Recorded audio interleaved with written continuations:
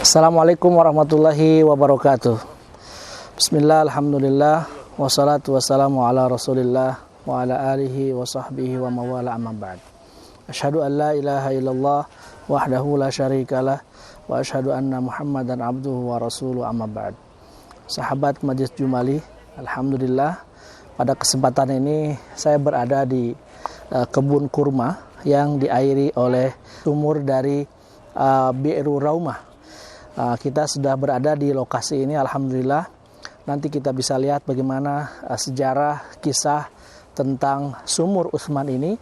Nanti kita akan cerita dengan petugas di sini bagaimana sejarahnya, kemudian juga bagaimana wakaf dalam implementasi dalam hal perekonomian Islam. Karena kita ketahui bahwa wakaf adalah merupakan salah satu pilar daripada ekonomi Islam, di mana kita mengenal ada 4 pilar dalam ekonomi Islam. Yang pertama adalah sektor real, yaitu seperti perdagangan, penjualan, dan juga sewa menyewa. Ada juga sektor moneter, di situ ada perbankan, juga ada pasar modal, dan yang ketiga ada disebut dengan filantropi Islam.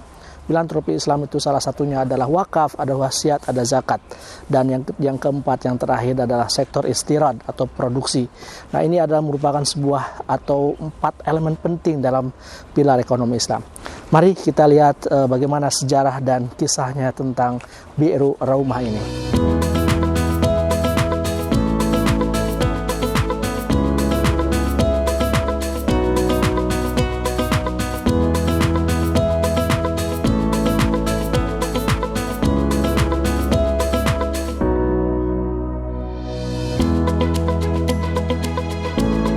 Saudara Majelis Jumali, ini kita sudah ada di pintu gerbang Bi'ru Raumah. Kita akan masuk.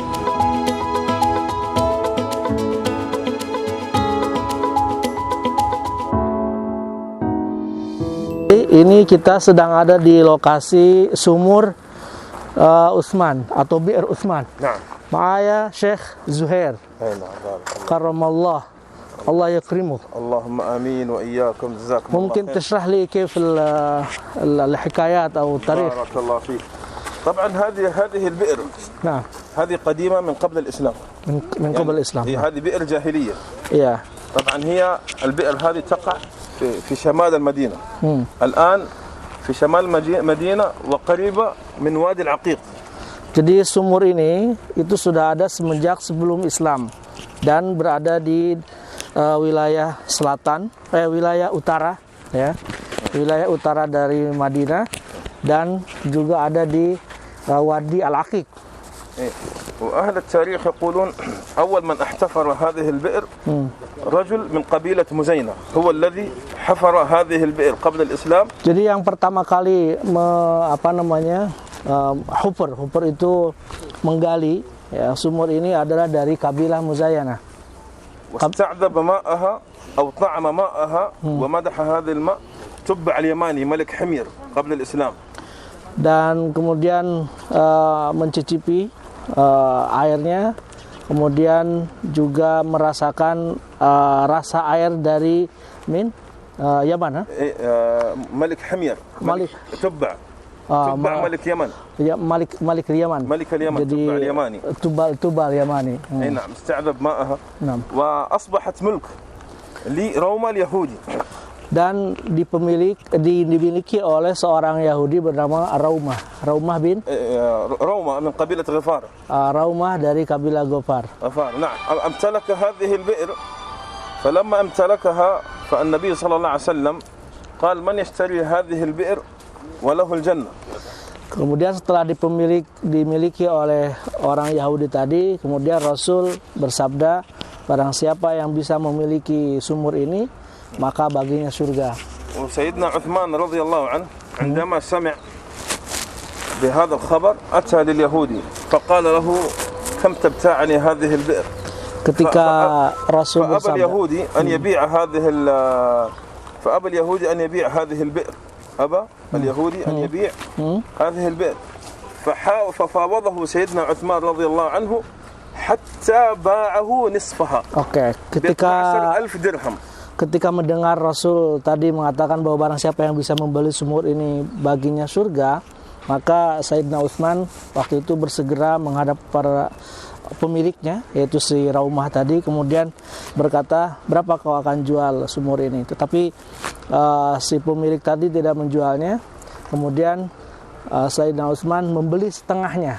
Setengahnya di sini dalam artian adalah 1 hari dimiliki oleh Sayyidina Utsman. فلما يعني اشترى النصف يوم لسيدنا عثمان رضي الله عنه يوم لليهودي اليوم الذي يكون لسيدنا عثمان رضي الله عنه الناس كلها تأتي وتشرب مجانا لأنه هذا اليهودي كان يبيع الماء بفلوس. Jadi ketika dibeli setengahnya dalam artian setengah itu 1 hari milik Yahudi, 1 hari miliknya Sayyidina Utsman.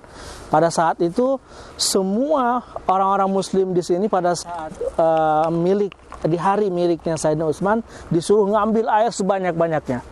Nah, pada saat bagian harinya Yahudi sepi karena kalau dia kesini harus bayar, ya mahal. Maka seluruh Muslimin pada waktu itu membeli air pada saat di hari yang dimiliki oleh Utsman bin Affan.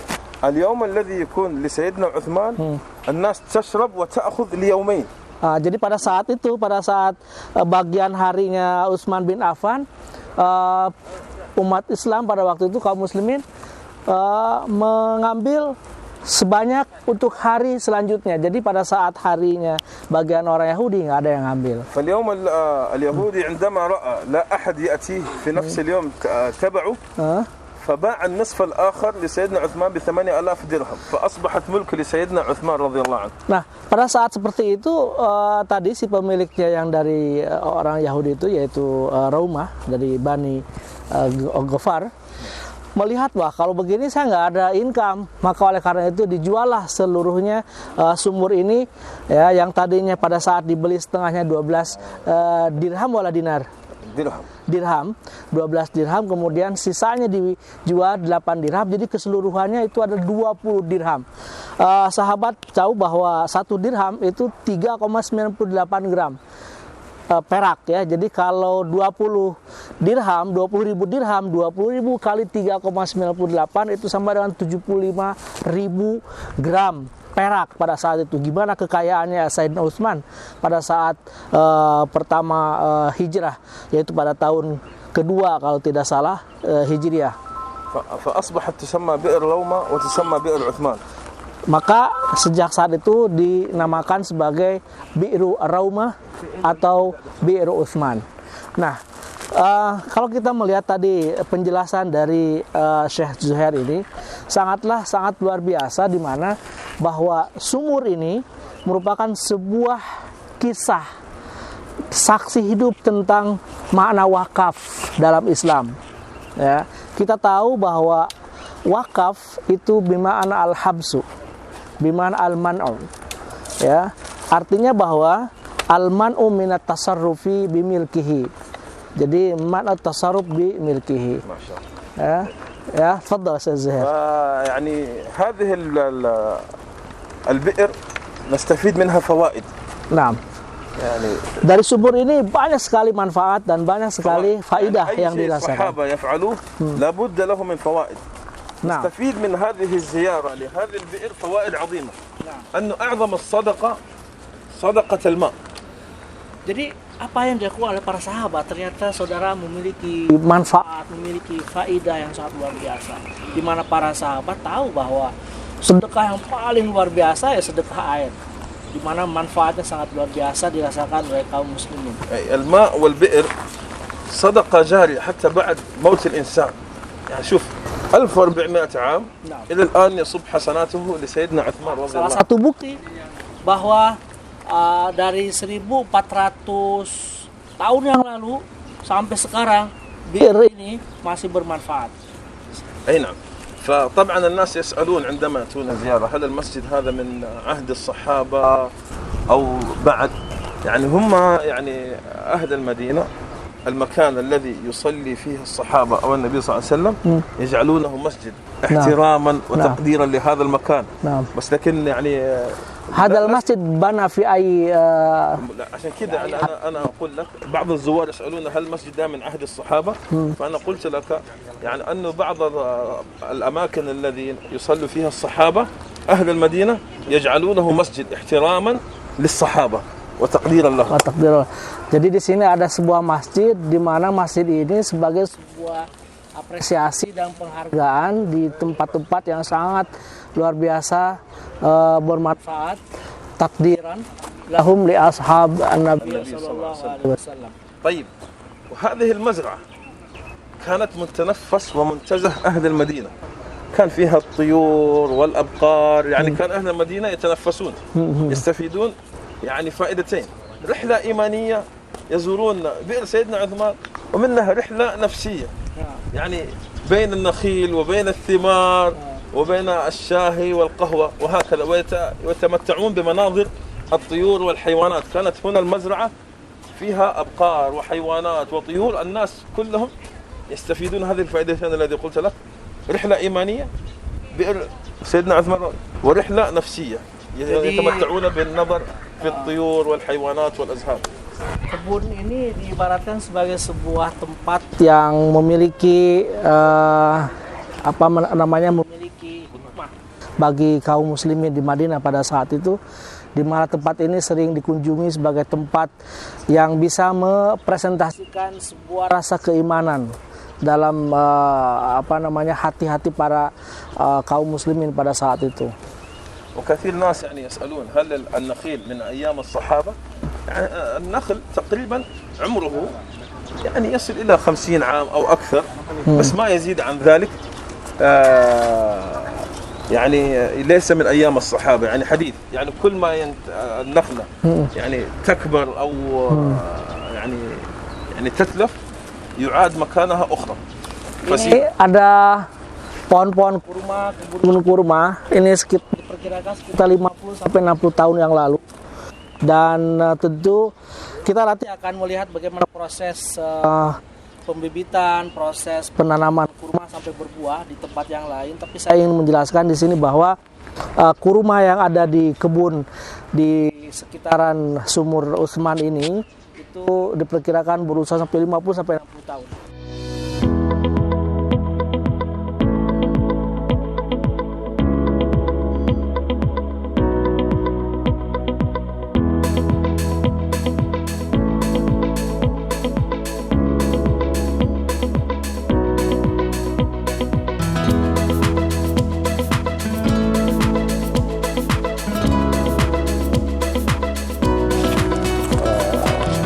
عندك البرحي يعني هذه أنواع النخيل التي متوفرة في يعني هذا di kebun ini ada jenis-jenis kurma, ada sofawi, ada sukari, ada ajwa. Ajwa kita tahu ya. Ajwa itu ya tamar rasul. Ada ambar juga dan lain-lain. Ambar وروثانا ربيعة. روثانا؟ روثانا. أي نعم هذا يأتي نصفه أصفر والنصف الآخر يعني تمر. أي نعم. أو رطب يعني. رطب. نعم. أي نعم. يعني هذه هي باختصار يعني نعم. يعني هذا المكان الإيماني والجميل. طبعا يعني هذا رائع. هذا البيان مفيد لنا ونستفيد منك يعني التاريخية والقصة لكي نستفيد جميع المسلمين. أكيد. يعني تعرفون أن إندونيسيا أكبر.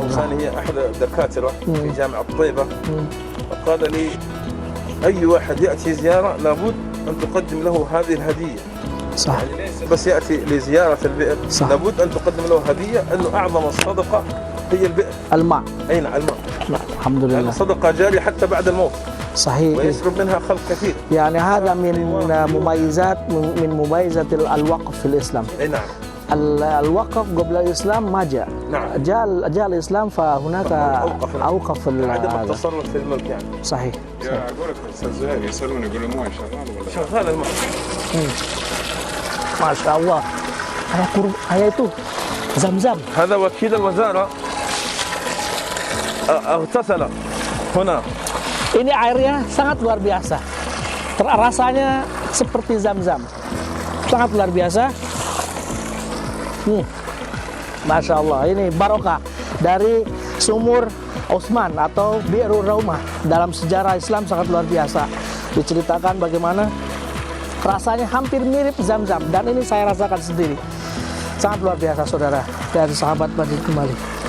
Syukran. Barakallah. Yani hada wakil al-wazara. يا ريس أقول وكيل الوزارة اغتسل هنا بالماء. Masya Allah. Sampai sekarang masih terus ada. Dan ini air ini المشكلة يا أبو dimanfaatkan untuk mengairi kebun kurma yang ada di sekitar ini. Dari hasil manfaat kebun kurma ini diwakafkan kepada kaum fakir, miskin, dan yang membutuhkan. Ini sebuah saksi sejarah di mana wakaf sangat luar biasa disyariatkannya.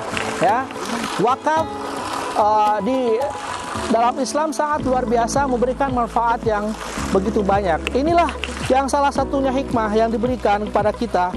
Bagaimana mengelola wakaf itu secara produktif. Tidak, di Indonesia ada Undang-Undang Nomor 41 Tahun 2004 tentang pengelolaan wakaf. Kemudian juga peraturan pemerintah Nomor 42 Tahun 2006. Itu semua adalah memberikan kejelasan kepada kita bahwa wakaf memberikan manfaat yang sangat luar biasa, berdampak sangat positif bagi perkembangan ekonomi, khususnya ekonomi Islam. Akan tetapi yang jadi pertanyaan di sini adalah bagaimana wakaf itu bisa produktif? Salah satunya adalah profesionalisme nadir, kemudian juga pemahaman yang sangat luar biasa terhadap fikih wakaf itu sendiri, di mana ulama sepakat bahwa wakaf tidak hanya sebatas pada keabadian benda, tapi juga keabadian manfaat. Sebagaimana yang diungkapkan dalam mazhab Imam Abu Hanifah, bahwa al-waqfu atau ainal mauquf tabqa lil waqif. Ya, jadi benda wakaf menurut Abu Hanifah itu adalah tetap miliknya si wakif. Sedangkan Imam Asy-Syafi'i mengatakan bahwa wakaf itu adalah mulkulillah. Disinilah perbedaan yang seringkali menyebabkan bagaimana pengelolaan wakaf itu stagnan. Karena Imam Abu Hanifah tujuan utamanya adalah keabadian manfaat, bukan keabadian benda. Sedangkan Imam Asy-Syafi'i senantiasa mentaksis atau memfokuskan terhadap keabadian benda. Di dalam Undang-Undang 41 Nomor 2000 tahun 2004 disebutkan wakaf itu ada dua, wakaf bergerak, wakaf tidak bergerak. Wakaf bergerak adalah seperti uang, wakaf tunai, saham, dan lain-lain. Wakaf yang tidak bergerak adalah tanah, masjid, kemudian yang lain-lain. Bahkan kalau kita lihat kesejarahan, ya, bagaimana di zaman dinasti Umayyah ada lembaga khusus tentang mengelola wakaf namanya Sadrul Wakaf. Ya, kemudian di zaman Umayyah juga ada sebuah kelembagaan wakaf di bawah Kementerian Kehakiman. Ini tujuannya apa? Untuk melestarikan pengelolaan wakaf yang baik dan benar. Ya. Oleh karena itu, sejarah Islam membuktikan pada saat abad kedua Hijriah, abad ketiga Hijriah, wakaf sudah ada. Ya, wakaf sudah ada. Wakaf sudah memberikan manfaat yang sangat luar biasa. Di mana pada saat itu Umar bin Khattab diriwayatkan di sebuah hadis oleh Abdullah bin Umar ya radhiyallahu anhu pada saat memiliki tanah di Khaybar. Kemudian Umar waktu itu meminta saran kepada Rasul, maka Rasul mengatakan in syi'ta habasta aslaha wa tasaddaqta bi samratiha. Ini maknanya adalah bahwa apa yang disampaikan oleh Rasul bahwa wa tasaddaq bi samratiha, memberikan kemanfaatan kepada pihak lain, kepada pihak ketiga atau pihak yang membutuhkan dari hasil wakaf itu sendiri. Ya. Ala la tuba wala tuhab wala turas. Ya, jadi bahwa tanah wakaf itu tidak bisa dijual, tidak bisa dihibahkan, dan tidak bisa diwariskan juga. Garis bawahi di sini bahwa wakaf tujuannya adalah keabadian manfaat, bisa memberikan ke seluruh umat tentang manfaat itu sendiri, bukan terkait dengan keabadian benda saja. Kita lihat nanti sekeliling di sini bagaimana kebun-kebun kurma di sini dapat diairi oleh wakaf yang diberikan sahabat Utsman pada waktu itu kepada kaum muslimin di Madinah, ya. Dan sampai saat ini masih ada. Ini adalah saksi sejarah bagi kita bagaimana wakaf produktif atau wakaf bisa memproduktifkan, bisa menyopang kehidupan ekonomi sosial di masyarakat. Terima kasih. Assalamualaikum warahmatullahi wabarakatuh.